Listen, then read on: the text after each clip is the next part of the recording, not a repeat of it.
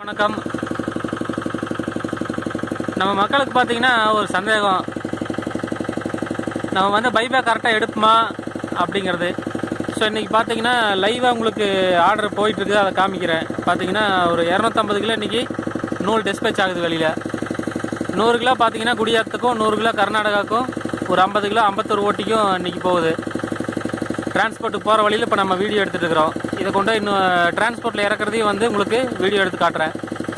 அடுத்தது அங்கேருந்து, அதாவது எங்கேருந்துன்னா சேலத்துலேருந்து நம்மளுக்கு பைபேக் வந்திருக்குது நூல். அதையும் வந்து நான் உங்களுக்கு இந்த வீடியோவிலே காட்டுறேன். ஒன்று பின்னாடி ஒன்றா ஒரு வீடியோவாக உங்களுக்கு நான் ஒரே வீடியோவாக வந்து நான் எடுத்து உங்களுக்கு போடுறேன், பாருங்கள். சரிங்களா? ஓகே.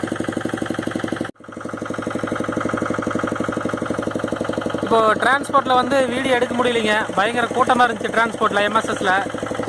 ஸோ அதனால் வந்து நூலில் நம்ம கொண்டு போன நூலை இறக்கிட்டு அங்கேருந்து வந்த பைபேக் வந்த அந்த 2 சேலத்துலேருந்து வந்த மூட்டைகள்லாம் ஏற்றியாச்சு. பார்த்தீங்கன்னா தெரியும். ஓகேங்களா? இது வந்து சேலத்துலேருந்து பைபேக் வந்திருக்குது. இதை நம்ம குடோனுக்கு கொண்டு போயிட்டு செக் பண்ணிவிட்டு அவங்களுக்கு இன்றைக்கி பேமெண்ட் போட்டுருவோம். ஓகேங்களா?